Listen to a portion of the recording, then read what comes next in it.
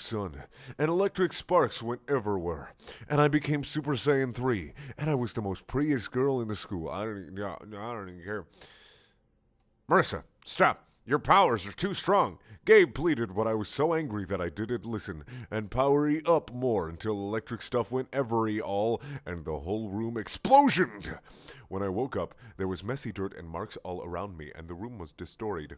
I looked affront of me and saw Atlas and Peabody was died, and I was happy. Then I saw a skeleton. That was Gabe Johnson and Wheatley, and I got sad again and started to cut myself some more while singing a My Chemical Romance song. GLaDOS started lolling at me. Now you are a goth emo and killed all your friends. My plan worked. I punched fist into hand and got the most angry ever. This was GLaDOS' plan. Wheelie wasn't really. That's actually GLaDOS. Wheelie wasn't really cheating on you, Marissa. I was controlling him and I gave Shell the brainy damage relapse. Whoa! GLaDOS had gone too far this time, and I needed to kill her forever now. My powers were flowing through my veins, and I blew up the wall and went to GLaDOS' room. You made me kill Wheelie and a goth emo and ruined everything. Now you'll pay, GLaDOS. You be asterisk. I used my powers to make my... I literally just realized now that earlier Gabe Johnson had O-mouthed. God damn it. I used my powers to make my jumpsuit not black no more because I had stopped being a goth emo for good. No, Marissa, you can't kill me. I'm your mother. I stopped and thought she was lying, but then I used my detective power. It's Batman now. She's Batman. She's Batman. Confirmed. Confirmed for Batman. Okay. Ben Affleck isn't going to be Batman in Superhero vs. Batman. It's going to be Marissa. Okay, let's keep going. I powered up my powers like a fireball, glowly electric powers, and shot them at GLaDOS. I missed a whole sentence, but I don't even care.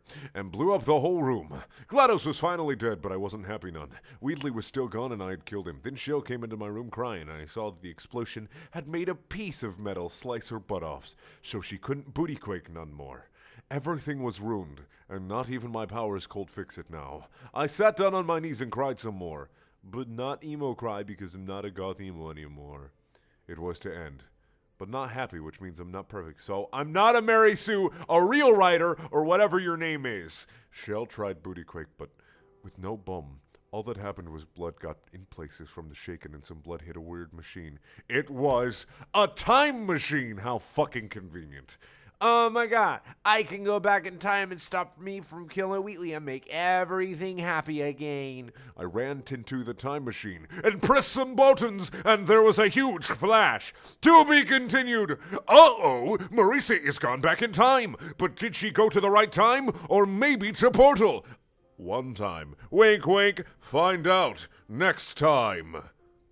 It's My Life, Chapter 8. Time for adventure. The time machine squirted me out into the past, and I looked around. I could see a girl in a jumpsuit, like mean, doing tests, but she was much less hot and pretty, so it must have been past Shell. Ah, Gergs, I yelled inside. Shell didn't do the test because she was booty quick, and so I must have gone too far back to Portal 1. But the time machine hadn't been invention yet, so I had to find another way. You are not part of tests prepared to D. GLaDOS said at me, but I still had my portal gun in powers. I charged my powers into the portal gun, which made it glow and electric stuff around it. I fried it, and the portal wasn't a normal portal, but a black hole. Shell wasn't brainy damaged yet, so she was smart and got away. Boo, the GLaDOS camera wasn't lucky and got sucked in.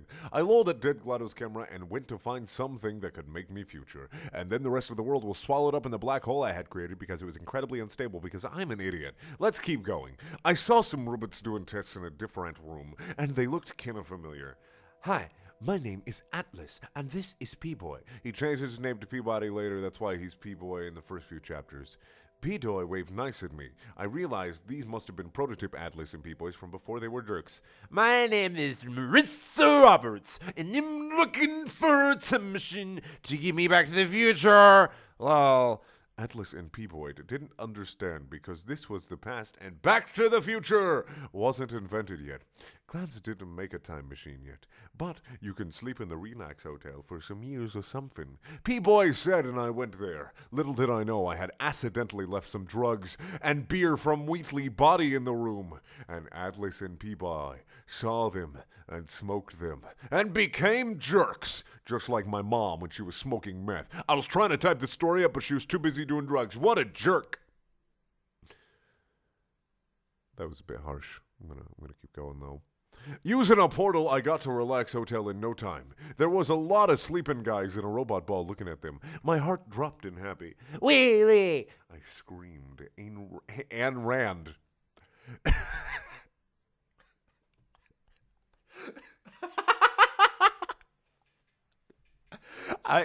I really hope that's just a coincidence, but I have this weird feeling that she's just a troll, and she put that in there, and it's completely caught me off guard, and I find it very, very funny. As you can tell, Ayn Rand is the name of someone. She's a person. I don't want to go too much into detail because I might break your brain, but she's a person. Ayn Rand. Towards them. Wheatley looked to me and said, "Bloody hell, you're the most beautiful girl I've ever wanking seen." This must have been when Wheatley and I first met. Auntie, how do you know my name? And who are you? Oh, that's what Wheatley said. Whatever, let's go back and give him a weird fucking British accent. OMG, how do you know my name? And who are you? He asked too. I'm Marissa, and I know your name because I guessed lucky. I didn't want to let Wheatley know I was from the future or I'd mess up the time stream. Do you know how I can get to the future? I don't even care that Marissa said, I gotta fix this. 1 second.